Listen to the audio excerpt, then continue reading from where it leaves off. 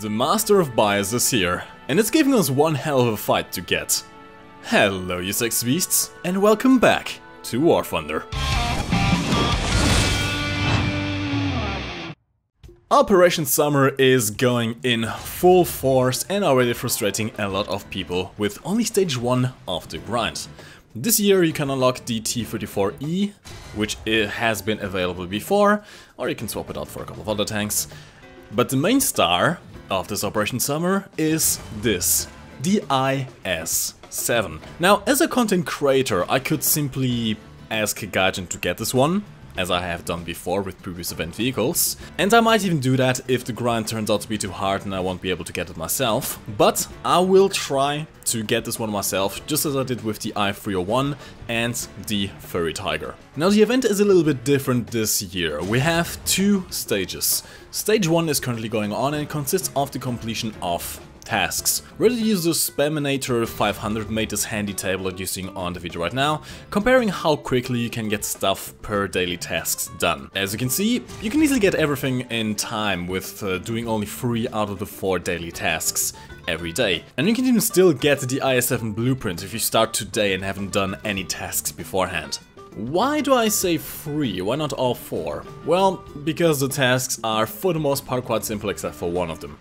For tiers 2 and 3 you have 2 tasks. One consists of getting 20 kills in arcade mode or 10 kills in RB mode. It's doubled, so that's actually quite easy to get. And the other task is getting 4 wins with 70% activity. Simple, nothing too challenging. For tiers 4 to 6 there are also 2 tasks, one consisting of getting 2000 score in 4 matches, regardless whether you win or lose and regardless of activity. So this one is not too hard to get either, although it might be a bit challenging if you're playing only tanks because of the scoring system. And the other one is, yeah, trying to get some assists, medals. It's just not worth it. It's completely RNG. You essentially have to play on purpose to not kill the enemy and hope that your teammate kills them. It's not worth it going for it. As you saw, you can only do 3 tasks a day and still get everything. Don't bother with the assist task. I don't. Now, I found a pretty good setup to complete the first 3 tasks as quickly and as efficiently as possible. So, this video is going to be all about me sharing my tactics with you. For the tier 2 to 3 tasks, you want to find a lineup with a high win rate. The perfect bracket for this, in my honest opinion, is battle rating 3.3 to 4.0 Germany, with win rates for the Panzer IV F2 for example currently sitting at 63%. Now I am a bit cheeky here. As you know, I have the rare Finnish KV-1B at 4.0, which is extremely good, and I've been pretty much abusing that tank to finish both tasks within 5 to 6 games. Let me show you what one of these games looks like. The KV-1B is honestly one of my favorite tanks in the game. I've been using this thing quite extensively and I've done a video on it before if you want to watch that. I'll leave a link to that somewhere in the info card and maybe the description if I remember that. Essentially, this is a KV-1E, which is also available on the Russian tech tree. Well, not tech tree, but as a premium tank. But there's a big difference. Whilst the tanks themselves are pretty much the same, the KV-1E is on a Russian tech tree and as such has to face German guns, which are the strongest by far at this tier. Well, the Germans and the Japanese. The KV-1B is on a German tech tree, so it doesn't face German guns. It only faces Japanese guns occasionally, which makes this armor quite nice. You see, for a 4.0 tank, this thing has up to 100mm of armor all around. Turret front, hull sides. I think only the rear of the tank and the turret are not extra plated with 100mm, but they do have 75 to 60mm anyway, so this tank is quite strong, especially when you angle it. The only things that can really reliably penetrate this thing would be M10s and Achilles, which do face an up tier. Actually, up tiers in general can be quite bad, so anything with a 17 powder. Japanese with their 75mm cannon also can prove to be some trouble, but when you go up against the Russians, it's honestly just absolutely amazing, because you're beating them with their own tank, and none of them really have the penetration to go through you. In up tiers, KV-1s with the S5 cannon can be a problem, because they can penetrate you, but you can't penetrate them. But anything else, T-34s generally tend to have troubles. Low tier KV-1s is just a meme because you can't pen them, they can't pen you. It's honestly just amazing fun. and quite effective as well. We're only a couple of minutes into the game and we already have the capture point very much secure. We're now advancing from the capture point towards the enemy spawn, and I'm going to be doing quite a bit of cleaning up here. There's some Germans who have no idea I'm here, although this guy was reversing and looking at me, although I'm not sure if he took any damage. The other guy didn't even see his teammate getting blown up, just decided to shot to the side of the turret, blows him up quite efficiently. The rest of my team is doing some awesome work as well, and at this point I could go out and spawn into an aircraft or something like that, but here's the thing. In order for the tasks to count, your last vehicle has to be a tank of the tier of the tasks you're trying to complete. For example, the reason I'm not using the KV-220, for example, even though it's a tier 3 vehicle, is that I do have tier 4 vehicles in the lineup for my KV-220. And as a result, I've missed a couple of games where I had my last spawn in a tier 4 vehicle and missed the accomplishment for the tier 3 tasks. Same thing if you last spawn in an aircraft. If the game ends and you're in an aircraft, the task won't count. This is also important for the later tasks, tier 4 to 6 tasks. And such, you always have to have a tank as a backup. In this case I just didn't really need to spawn an aircraft because we just wiped out the enemy team in 5 minutes. Yeah, that was pretty quick. Now of course this isn't going to be your typical experience every single time. You do get up tiers, you do get very stupid matches every now and then. The matches I really hate, for example, are battle mode, because they just artificially extend the match way too long. In fact, the match just before this one took me a good 30 minutes. It was a full 30 minutes. It actually reached a time limit. Yeah, it wasn't fun. But matches like these, where it just takes 5 minutes to pretty much win the game, are pretty good. Now this time I could easily just spawn out, just J out and go into the next match. No problem. But I like to finish my games anyways. The match did extend for another 5 minutes, trying to hunt down the last guy, but we did get 6 kills in total, which is more than halfway done to the first task. And we get 1 out of the 4 wins required. Alright, that's 2 tasks done. Now on to the third. For the tier 4 tasks you don't need to win or stay until the end of the match even. Technically you could just leave the match as soon as you hit 2k score and move on to the next one. But I personally don't do that, and I'd rather fight until the end for the win as well. Now, the fastest way to get score in GFRB is to use aircraft and get caps. Incidentally, getting a fast cap in an up-tier tank at the start of the match is also the fastest way of getting an aircraft. So, I use my French lineup for this. The Lorraine 40T is my most played vehicle and an absolute favorite. It's perfect for getting a guaranteed first cap off and killing a couple of tanks with a 100mm autoloader. As aircraft backups, I've got the French 84 and the F8FB, both capable of destroying multiple tanks with ordnance. And let's see what a match with this lineup looks like. Now my general tactic for getting the 2k score task done as quickly as possible is the same as pretty much any game I play. I do play for the score, I do play for the efficiency, not so much the KD, but definitely the win rates.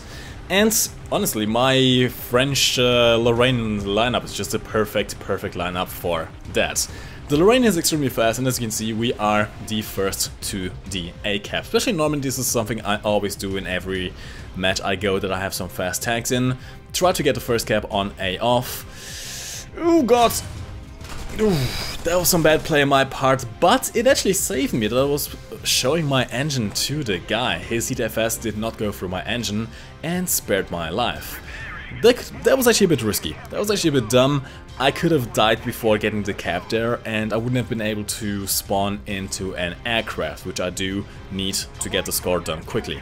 Thankfully, the Lorraine generally gets up-tiered into 7.7 matches, at least with my lineup, which is 7.3. And as such, it does have a reduced spawn point cost, yes.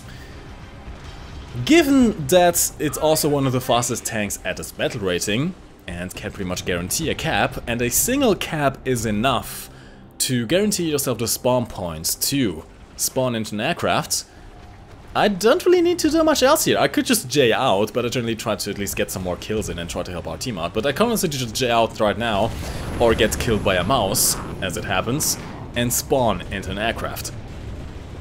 Now my aircraft of choice are the 84 and the F8FB. as I said. Generally speaking, if I do die early on in the match, I'll take out the 84 because chances are low that the enemy already has aircraft up. But I've seen a lot more enemy aircraft being used, or a lot more aircraft in general being used by the teams during this event, because everyone knows that aircrafts provide a lot more score than tanks do in ground forces. Which is also why you get the meme of RRB being dead and ground forces a realistic mode now being the new RRB. And in fact, I've had matches where I had more aircraft in the game than tanks on the ground. Now my first choice in this particular game was the F8FB, exactly for that reason. I was expecting some enemy fighters to be in the air, and the F8FB is the perfect fighter bomber.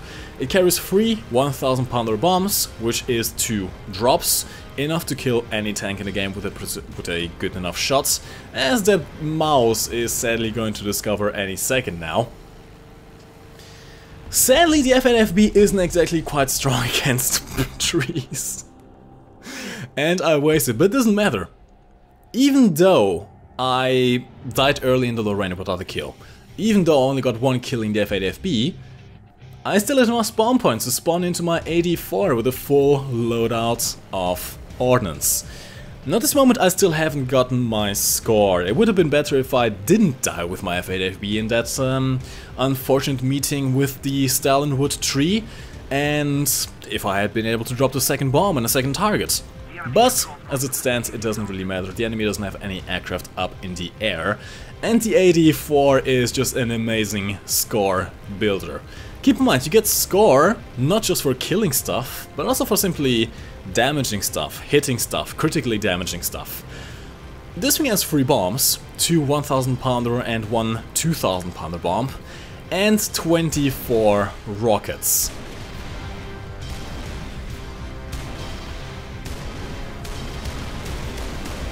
Enough to spam out against the mouse, get a critical hit in.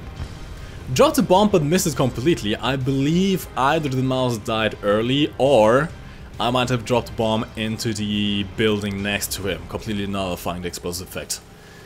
Oh, never mind. The mouse has just burnt to death. And I still have a bomb left. Use some machine guns is also extra score, extra regression score, no problem there. Drop the bomb on leopards and that's it. Yeah, no, seriously. 4 minutes, 20 seconds and I already have 2k score. All I now need to do was spawn into a tier 4 tank, and I could have simply bailed out of the game. But of course I did stick around to the end and see the win. And that's the tasks done for today. This usually takes me less than 2 hours if all goes well, although I have struggled with the 2000 score test before because we kept on wiping out the enemy team way too quickly and no one was able to get 2k score in time. Stage 2 is starting tomorrow on the 27th. Stage 2 consists of getting the parts to build the tank, very much similar to the April Fool's event for the Furry Tiger, which is giving me PTSD, I'm going to be quite honest with you.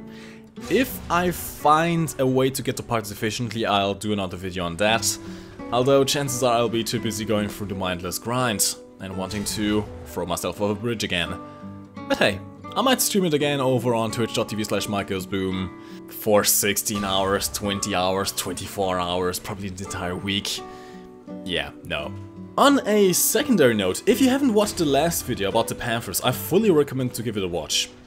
Not trying to brag too much here, but I do believe it's one of my best works as of late, and I have a feeling the algorithm kind of screwed me over and didn't send the video out to too many sub boxes. But that is going to be it for today. Leave your personal tactics for completing tasks in the comments down below and tell me what you think about the whole IS-7 event. I'm inclined to make a bit of a rant about the forced integration of the marketplace in the past couple of events, and I'd like to have your feedback on that. In any case, hopefully you have enjoyed this video. My name is MikeGoesBoom, and thank you for watching.